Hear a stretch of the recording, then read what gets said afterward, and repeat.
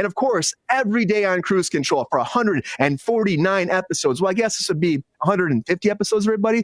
Shit goes down. And when shit goes down, what we have, everybody? We have a lot of breaking news.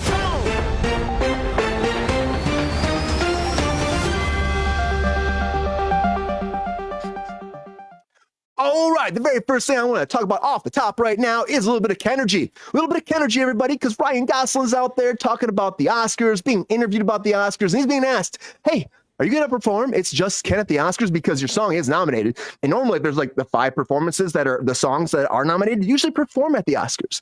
So will he actually perform? He was asked. And he said, oh, I wasn't thinking about that until right now, but that's all I can think about right now. I'm going to keep thinking about, do you get paid to sing at the Oscars? Do you have to drive yourself? What kind of scratch is involved here? They pick you up at least, right? Or something like that. I don't know. He's having fun. He's having fun. But I think he might perform because, again, like everyone's been singing that Ken song. Barbie was a huge success.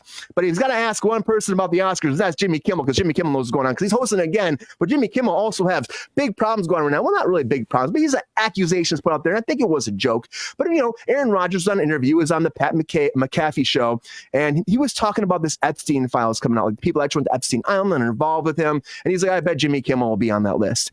And Jimmy Kimmel didn't like that. Jimmy Kimmel blasted back. He said on X or Twitter, whatever we'll call it these days, he says, dear asshole, for the record, I've not met, flown with, visited, or had any kind of contact whatsoever with Epstein, nor will you find my name on that list other than the clearly phony nonsense that soft brain wackos like yourself can't seem to distinguish from reality. You reckless words put my family in danger. Keep it up and your debate will end up further in court. So yeah, not too happy about that. And of course, Pat McAfee came forward and apologized for the whole thing being a part of his show because he said, we're running on high fumes, just talking about shit didn't mean anything. But, people don't really like that when they get talked about in that kind of way and, involved with the Epstein Island. But it is what it is. No comment from either Jimmy Kimmel or from Aaron Rodgers on this fact. But you know what? It's hopefully it'll be okay. And hopefully the Connors will be okay now too, because one of their main cast members is walking away. Jaden Ray is taken off, and of course she played DJ's daughter Mary since the relaunch of the whole Roseanne revival, and she's stepping away now. And of course her father left the show in season 5. Her mother left a long time ago. She was kind of still interacting with everybody, but now there was an end to their story at season 5, and for season 6 they're saying she will be gone. Now she might appear in some kind of possible guest appearances overall, but for the idea, all purposes, if you loved her character, you'll be seeing a lot less of her, but you will be seeing a lot more of Gary Oldman because Slow Horses is coming back for a 5th season. After the 3rd season just ended and the 4th season was already picked up at Apple TV, even though they don't release the numbers ever, they can't tell you how well these shows are doing because they say they just refuse. We can't tell you the numbers. Who wants the numbers? We want the numbers. Even though they won't give it out, they're still saying Gary is doing really well. He's nominated for a Golden Globe right now for Slow Horses as the character of Jackson Lamb. And I love Gary Oldman. He's a friend of the show as always, so I hope he comes back and does more of everything. He's an awesome actor. He's a phenomenal human being. He deserves it. Just like John Williams is a phenomenal talent and he can't step away. He was saying he was going to step away. He's like, guys, I'm going to retire. I'm 91 years old, probably step back because getting kind of old. But now he came forward and said, well, hold on, guys. If a film comes along that is, great interest in it, I have great interest in, with a schedule that I could cope with, I wouldn't want to rule anything out. Everything is possible. All is before us. Only our limitations are holding us back. Or, put it more simply, I like to keep an open mind.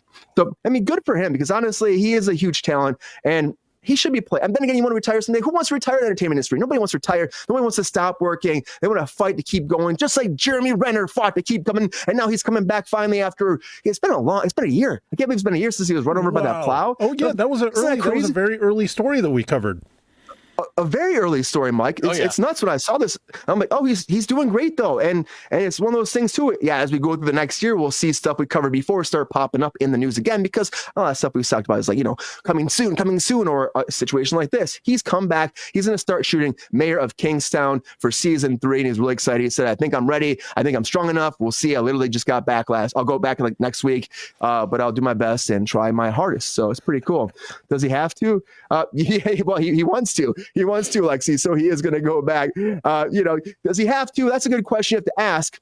When someone tries to assault somebody, because Paula Abdul came forward, does he have to assault somebody? Because that's the question. But apparently she came forward and said her American Idol executive producer, Nigel Lithgow, well, well, he sexually harassed her back in the day. Now, she was on the show from 2002 to 2009 as a judge on American Idol. And during that time, there was an interaction. Apparently, they were in an elevator in a hotel. The producer groped her and then kissed her without her consent. She got out of the elevator. She said, she pushed him away, told him his behavior was unacceptable. But then she later did not quit the show because she was worried about, or didn't report it, I should say, because she was worried about being fired from the show. That's what her agent said about that. And then, of course, there's this whole new statute of limitations that's been released in California. Lets you actually go back in time to go after someone, even if it's been longer than 20 years. And so she was able to do this. And for her, she's putting it out there. Another person came forward too. Another girl that was working on a show with him as well. So that he put her shirt over her head and then groped her up and kissed her and patted her ass. I don't know. Apparently he has a thing. So who knows? These are allegations. Again, we'll have to wait to find out. And if they're true, then we have to say in the show all the time, then, something's got to be done about these people because it's just not right. You know what also is not right? It's a weird ass story. Let's say Eisen Zaring from 90210, everybody. He was beaten up by a bunch of bikers. True story. Weird thing. He was driving in LA.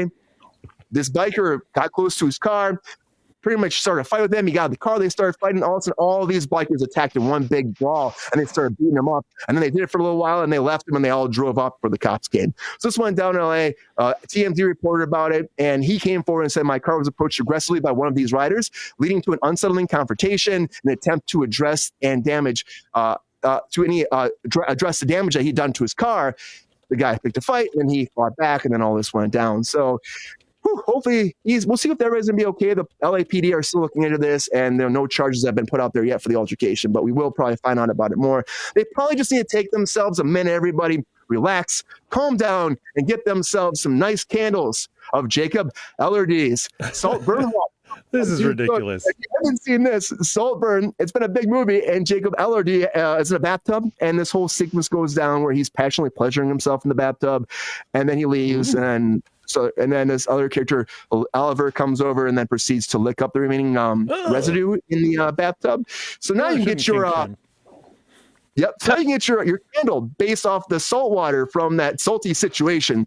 So if you wanted everybody, it's $34.06 on Etsy or $35 on Amazon. Lick it up, everybody. Lick it up because it's not going to last long. That's all I can say. But something that will last long is the Blumhouse and the Atomic Monster merger. It has gone down. They've been talking about it for over a year. Jason Blum and James Wan's companies are merging together, and they're going to make a lot more horror movies for you because they've been working together for a little bit, been trying to make this merger happen. They want to double their films coming out next year. So good for them. Hopefully they do. I love a lot of these movies, so why not?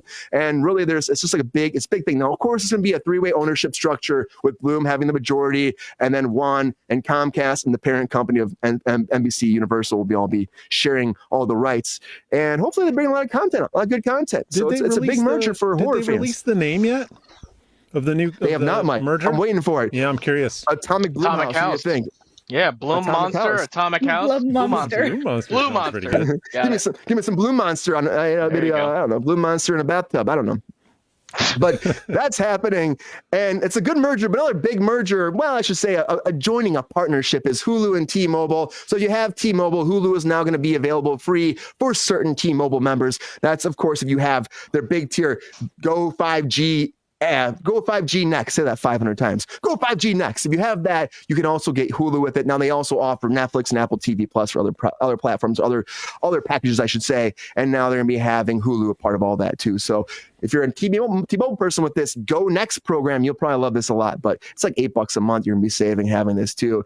And also Hollywood pledged to give female directors a lot of roles now in this last year since COVID they were saying it. And we have had some big wins with Greta Gerwig, and of course we had with Cocaine Bear too. But the thing is, not enough. And people are saying that online. Not enough. They've definitely not met the numbers they said they were going to project to give out there for female directors. And unfortunately, if you see the numbers for movies like Greta Gerwig, maybe give females more directing parts. But a lot of breaking news, everybody. A lot of breaking news. Yo, player, thanks for watching the video. If you enjoyed this video, please like and subscribe and hit the bell to be notified when we are live. And if you are able to join our Patreon, please join. Because the Pep Star needs more snickety snacks. Because I'm hungry. Holla back. Love y'all.